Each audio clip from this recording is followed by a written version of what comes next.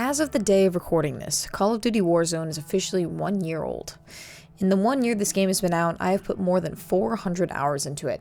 To put that into perspective, it took me almost 6 years to put 1,300 hours into Rainbow Six Siege, 2 years to put 200 hours into PUBG, and 4 years to put 600 hours into Warframe.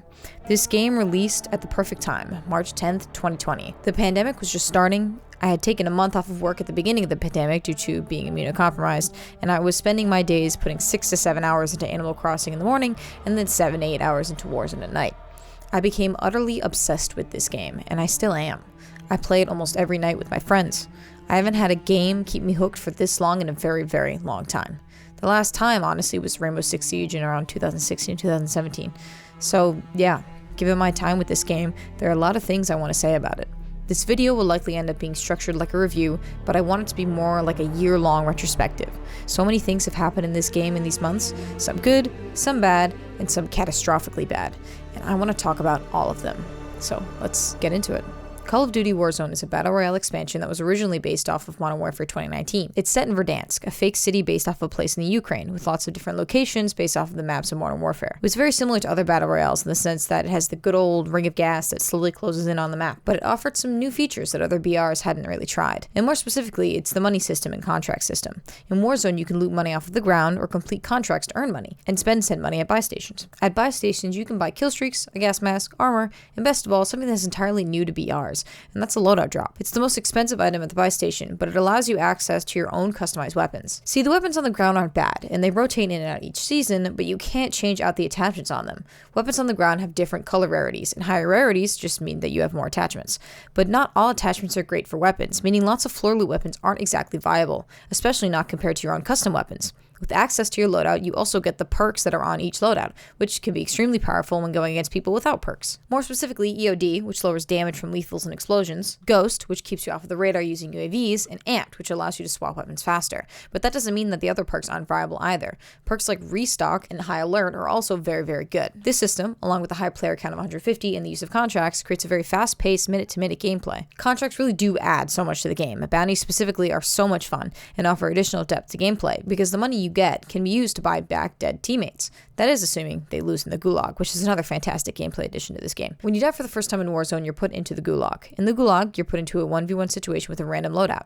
If you win, you come back to the match. If you lose, you stay dead, meaning your teammate needs to buy you back. You are removed from the game once all of your teammates die. I'm sure to most of you this is old news. The game has been extremely popular, and for a good reason too. The controls are like butter. It's much more grounded in reality than a lot of other BRs. Of course, it's a BR, meaning it can't be 100% realistic, but without things like movement abilities or heroes, you create a much more simple firearm-based game.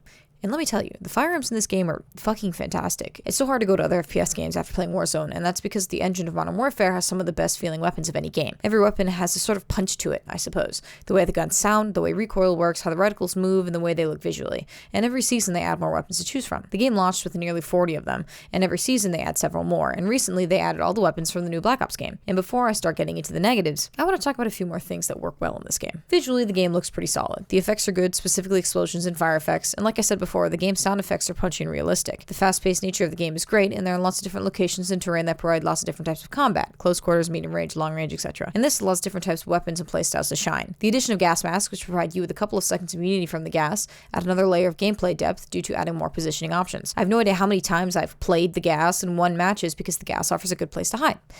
Sometimes. Every season, some new type of game mode is added in addition to new weapons, and the majority of these new game modes are fantastic and fun, offering a great alternative to the regular Battle Royale mode. Some of these game modes are as follows. A zombie mode made for Halloween, where dead players respawn as zombies and can gain their humanity back by killing other players. My personal favorite is Rebirth, offering an entirely different, much smaller map with a smaller pool of players, but instead of going to Gulag when you die, if any of your teammates are alive, you respawn after a short timer. This game mode is almost entirely based around much more close quarters combat, which allows you to try out some different weapons that would be much more difficult to use in the longer ranges of Verdansk. Okay, alright, that's basically all the positive I can give this game, because as enjoyable as this game is, every positive I can think of comes with some type of negative or two. For example, as fantastic as the addition of new content to the game is, this addition of new content is always followed by some sort of massive game-breaking bug or balance change that completely ruins the game for weeks, sometimes even a month at a time. And most of the time, these bugs that get quote-unquote patched, they usually end up reappearing weeks or months later. And some of these game-breaking bugs are as follows. Cube world. Sometimes weapon models bug out, causing the polygons to stretch all over your screen, making the game completely impossible to play. Once you get this bug, you're stuck with it for the entire match, so swapping between weapons doesn't matter. Occasionally, this bug stretches to player models, so even if your weapons aren't bugged, sometimes other player models were giant cubes, making it almost impossible to shoot the actual hitboxes of the enemy players. This was an issue for almost an entire month, disappeared for a few weeks, and then came back again for a few more weeks. At one point, this bug was hitting us almost every other match. Stim glitch. The stim is a tactical you can use to instantly boost your HP back to 100%. Doing a certain number of actions causes your tactical to be infinite, meaning you could stim yourself and completely boost your HP forever.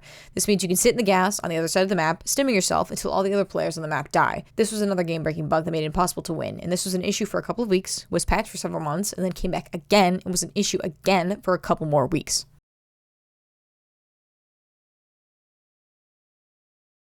Juggernauts. Oh boy, Juggernauts. Overall, Juggernauts were the most unhealthy thing to be added to the video game entirely. The Juggernauts were able to absorb thousands of damage points, take no fall damage, and were equipped with a shredding minigun that worked exceptionally well at close range, but did alright in mid-range as well. There are very few counters to Juggernauts, given it can take hundreds of bullets to take one down, and the use of vehicles often completely remove the ability to try and engage them at a far range. A couple months ago, there was a bug allowing people to get an infinite amount of Juggernauts. This was in the game for about a week or so, but given the strength of the Juggernauts, it completely ruined the game for the days that it was an issue. Invisibility and vulnerability glitch. At the start of Season 1, there was a new set of vehicles added to Warzone, the Chopper with guns on them and the Big Bertha with guns on them. The Chopper with guns on them added a massive game-breaking bug. If you blew up the Chopper or left it at a certain time, the game basically removed your hitbox and character model from the game, rendering you completely invisible and invulnerable to all oncoming damage. This was a bug in the game for about a week, and the fix was to remove all the choppers with the guns, basically. At the beginning of Season 2, they re-added these vehicles for a new game mode without fixing the bug, meaning this became an issue again, and they had to remove said vehicles again. They still haven't re-added them back in because I'm assuming they don't know how to fix it yet. The SPR, a fantastic marksman rifle, was released entirely broken. Fully leveled, this gun was almost completely hit scan, making it extremely overpowered. To this day, I have no clue whether or not this was a bug or just really, really poor balancing, but about 2 weeks later, it was fixed or nerfed pretty heavily. It's still a pretty solid gun, but the week it came out, it was basically the only gun that anybody used. The DMR was a weapon added with the Cold War integration, and it was completely broken. It was a 2-shot headshot kill with full armor, with almost no recoil, and it was impossible to beat without using a DMR yourself. The gun was broken for almost an entire month, and the game was pretty awful for those weeks. It was the most restrictive meta that the game has ever had. You couldn't even beat it with a sniper rifle. It was absolutely insane. Thank God I enjoyed using tapfire rifles.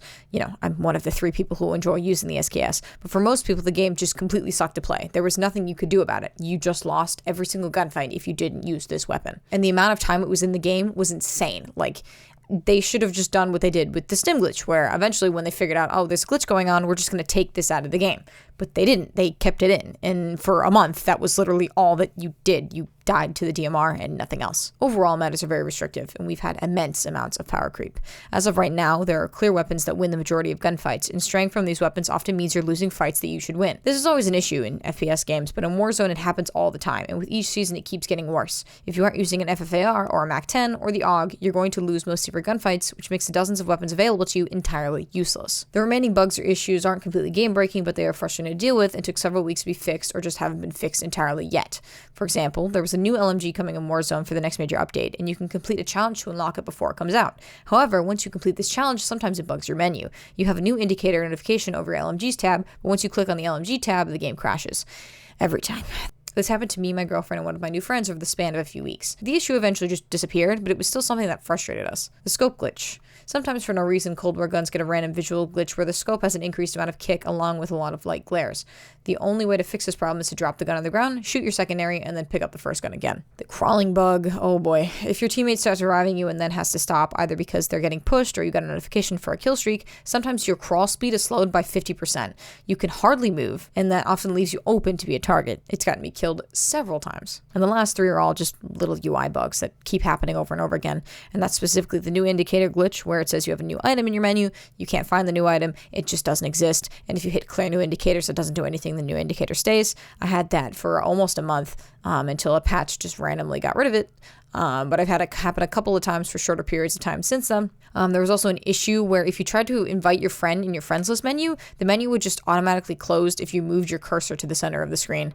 This made navigating the menu super duper frustrating. You had to move your cursor like around the corners of the screen to be able to click on your teammate's name. And a friend of mine has had a free bundle indicator for several weeks in the store with no free bundle to be found anywhere. And he's just kind of always had this, and it's just really weird and funny. There's a sort of joke in the community where we're excited to see what's going to be added to the new game along with the new game-breaking bug.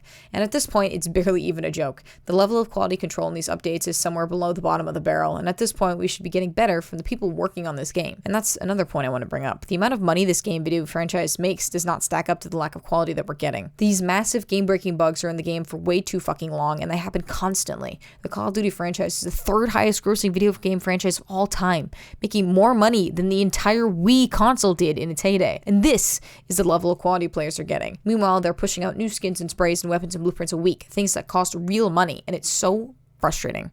As frustrating as the bugs are, these aren't even the biggest issues with the games in my opinion. Personally, I feel like the quality of the servers are even worse than all the bugs, because as annoying as the bugs are, the servers aren't changing at all. And the issues with the servers aren't even on the minds of the people who are making the game. You see, Call of Duty may be the highest grossing FPS franchise of all time, but they couldn't be fucked to get servers that don't suck donkey dick. Alright, let me explain this. Rainbow Six Siege has 60 tick servers, meaning their servers update 60 times a second. Same with PUBG. Valorant has 120 tick servers. Fortnite and Battlefield 5 have 30 tick servers, which aren't great, but they're not as shit as COD servers, which sit at a pitiful 20 hertz. This means that several weapons in the game fire faster than the servers can update. This leads to a phenomenon called super bullets, or no-regging. A no-reg is when a bullet was shot in between the time the server could update, so your shot just doesn't count. And a super bullet is when firing an automatic weapon, several bullets no reg, and once the server updates, it registers the damage all at once, but in one bullet. That means you might take no damage from 2 or 3 bullets, and then the 4th bullet does all of the damage the other 2 or 3 bullets should have done, but all at once. Not to mention the disconnects are frequent enough to be frustrating. And all of this, if all of this frustration is a pie we are constantly being served while trying to play the game we love, the whipped cream is the lack of an anti-cheat.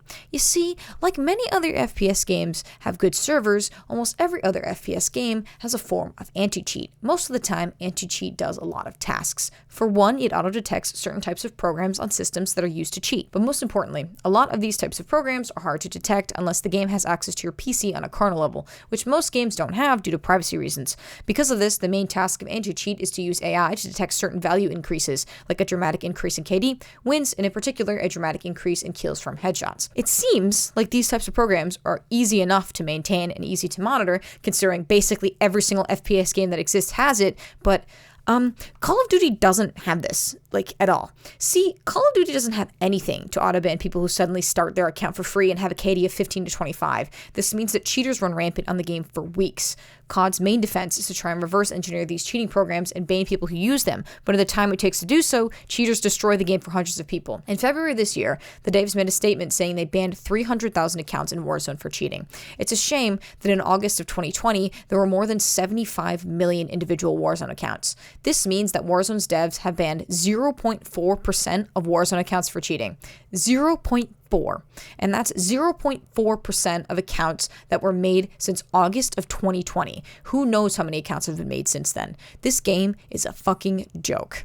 Not to mention, it's still a COD game, so rampant cheating is matched only by rampant toxicity from the players. You'd think after all this time, these baby men would learn that saying mean words through the internet box to try and compensate for a negative KD and a negative dick size is nothing but embarrassing for them, but they still haven't gotten the memo I sent them, apparently. Oh, he's saying the N-word. And this game does little to nothing to try and change that fact. The people who made this game love to virtue signal with these messages about how they don't tolerate toxicity, but since then, I have not seen a decrease in toxicity, not even close. And last of all, we have to talk about how this game performs. You see, I build computers for a living, and most of them are custom gaming PCs. One of the first questions I ask people is what kind of games they want to play. And when someone tells me they play Warzone, I know that I have to find a higher quality of parts than if someone said they wanted to play literally anything else. Warzone's game size is unprecedented. With Modern Warfare, Warzone, and Cold War installed, the game is nearly 350 gigabytes. To put that into perspective, Cyberpunk 2077 is 65 gigabytes, Fallout 76 is 80, Horizon Zero Dawn is 68. I think you get get the point. Warzone should not be this big. Not only is it big, but it runs like fucking shit. This game barely functions on lower end machines, and even on high end ones, it often runs into bugs and performance issues. For me personally, sometimes the game randomly runs like utter garbage, and there's no way to fix it other than to close the game and open it back up. Basically what happens is the game will begin to fluctuate between 40 FPS and my usual frame rate, 150 FPS. This causes insane amounts of input lag and makes the game completely unplayable. There is no reason for a video game to be as big as this one, and while the game looks good, it doesn't warrant it running like this. Not to mention random dev errors that cause crashes all the time. Oh my god. Alright, look. I love this game, okay? I have not enjoyed a game like this ever in my life. I've never thought about a game this much before. I have not put this many hours into a game in such a short period of time in my life before. And like many of the games I've come to enjoy, loving them feels like I am in an abusive relationship. I'm constantly abused by the balancing, the bugs, and the devs. But I keep coming back because when things are going well, they're going great. I'm winning, having a great time, and then I'm punched in the face by a dev error, a cheater, or something like that. And like many of the other games that I've loved, I know I'm going to be stuck playing this game until a market replacement comes around and fills the hole in my gamer bro heart. Call of Duty Warzone is one of the best battle royales ever made. It's one of my favorite games of all time. At the end of the day, this game has had a phenomenal foundation laid for itself that is constantly being knocked over by the wind from the big bad wolf. And the big bad wolf is almost always the devs themselves. Will I keep playing Warzone? Of course. I'm crazy. Would I recommend this game for everybody? No, not if you have a weaker machine, an older console, or a desire to keep your sanity. But for everyone as crazy as me, I guess I'll see you on the battlefield.